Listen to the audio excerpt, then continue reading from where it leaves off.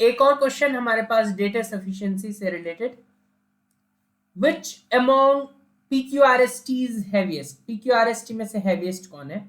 अगर केवल first data को लेके चले तो बोल रहे Q is heavier than R and T, Q is heavier than R and T. अब आर टी का क्या ऑर्डर है हमें नहीं पता, but lighter than only S.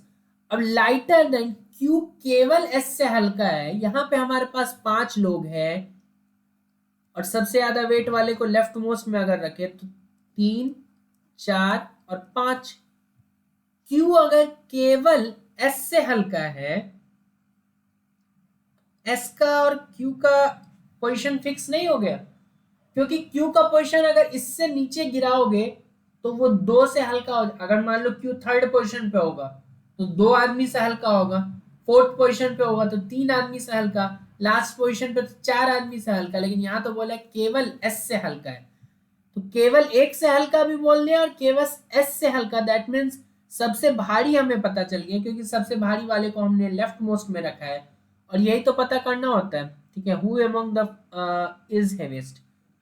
अब इसका मतलब ये नहीं कि हम लोग आंसर दे दें, हमें आंसर देना नहीं, हमें पता करना है कि कौन सा डेटा सफिशिएंट है। तो पहला वाला तो सफिशिएंट हो गया, दूसरे वाले को देखते हैं।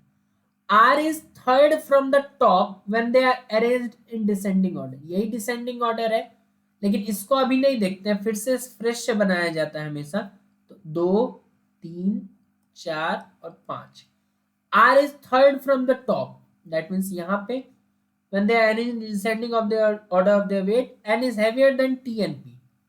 अब heavier than T and P बोला मतलब फिर से वही बात कि या तो यहाँ T आएगा या P आएगा, यहाँ तो यहाँ P आएगा या T आएगा।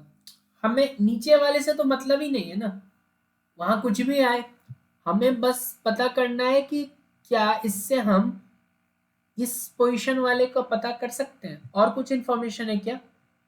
और कुछ इंफॉर्मेशन गिवन ही नहीं है, मतलब इतना ही इंफॉर्मेशन था कि R थर्ड पे है और उसके बाद T या P है। तो जो बच गए दैट मीन्स Q और S, वो या तो फर्स्ट में आएंगे या तो सेकंड में आएंगे, या तो Q फर्स्ट में आएगा S सेकंड में, या S फर्स्ट में आएगा Q सेकंड में। इससे क्या हम बता पा रहे हैं कि फर्स्ट रैंक पे कौन है? फर्स्ट रैंक पे 2 प्रोबेबिलिटी है ना, क्लियर तो नहीं है ना कौन आएगा। That means this data is not sufficient to tell कि सबसे हैवीएस्ट कौन है। तो केवल फर्स्ट स्टेटमेंट सफिशिएंट था। If the data in statement 1 alone are sufficient to answer the question, while the data in statement 2 alone are not sufficient to answer the question, तब हम A option mark करते हैं। इस question के लिए A option correct होगा।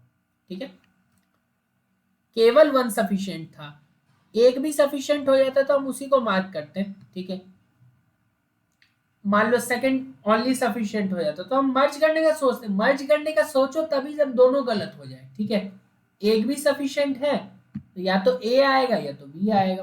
ठीक है, सी ऑप्शन क्या बोलते हैं, if the data either in statement 1 और इन स्टेटमेंट 2 अलोन आर सफिशिएंट, मतलब वो उस केस में होता है जब दोनों इंडिविजुअली सफिशिएंट हो जाते हैं।